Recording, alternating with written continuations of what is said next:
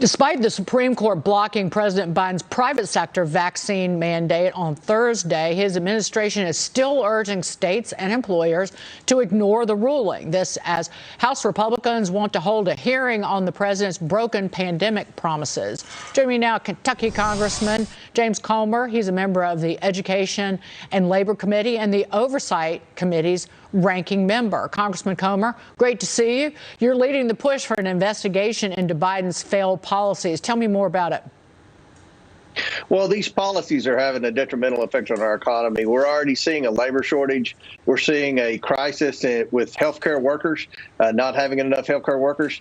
And these vaccine mandates are pushing people to the edge, to the point to where they're just walking away from the workforce at a time when we have to get our economy back to where it was during the Trump years, back before COVID. So we want to hold a hearing. This is a big decision that Joe Biden made without any input or without any debate from Congress, and we feel like there should be hearings so we can weigh the pros and the cons. I think the American people are on the side of the House Republicans on this issue. How about any Democrats on board with you about that? I just will note on the Senate side, a range of Democrats sent a letter, a tersely worded letter to the White House at the end of last week. It was authored by Senator Jackie Rosen, but also Senators Manchin and Sinema and Kelly and Ossoff even signed on to it. So any Democrats with you on this? I think so. If we forced a vote on this, I think we would get a lot of Democrats in the House. You've already mentioned several Democrats in the Senate.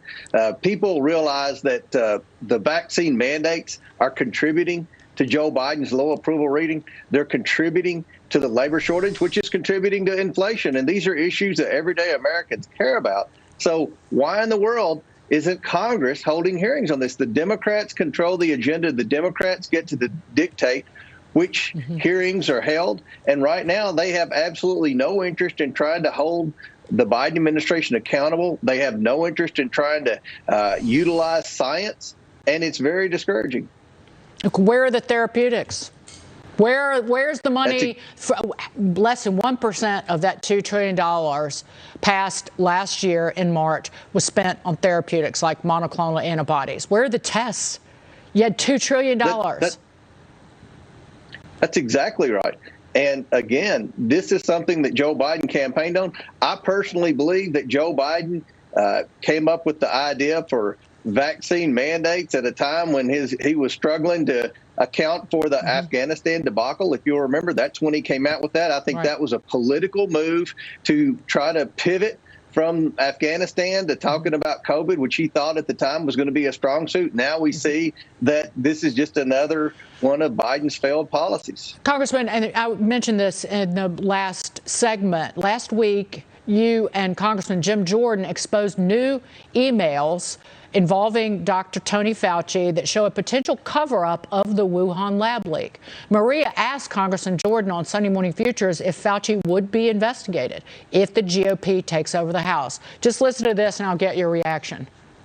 Yes, we definitely are.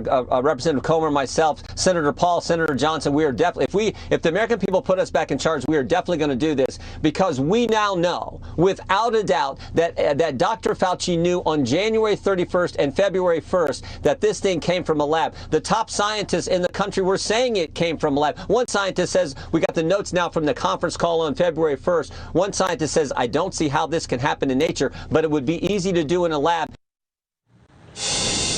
Congressman Comer, where does this go from here? Well, Congressman Jordan and I talk about this frequently.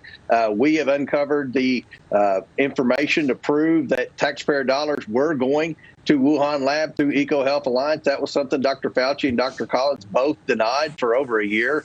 Now we've uncovered these emails which show that the leading scientist advising Dr. Fauci on the pandemic raised alarms as early as February of 2020 that this was a lab leak, and this probably was man-made instead of animal to human, like Dr. Fauci kept saying. So this is going to be a priority. We are going to do everything in our ability to prove the origination of COVID-19, but also we need to make sure that this never happens again. The more emails that we uncover, the more documents that we uncover on the House Oversight Committee, and Congressman Jordan's a member of the House Oversight Committee, we find that Dr. Fauci and Dr. Collins were constantly focused on the media, trying to spin this to make sure that the media stayed focused on what Dr. Fauci said, that it was not a lab leak and that it was animal to human instead of being a lab leak and being man-made. So we want to know why, but we also want to make sure this never happens again, and make sure that tax dollars never go to any type of bad science experiments. Joe Biden has not brought up the issue of the origin of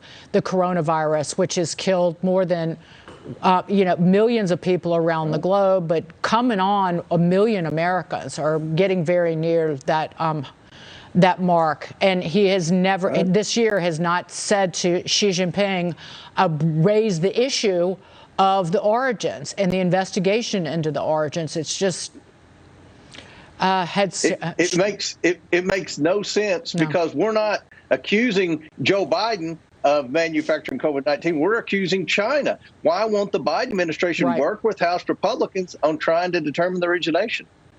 They owe it to all those dead and all those grieving families. Congressman James Comer, thank you so much. Great to see you, sir.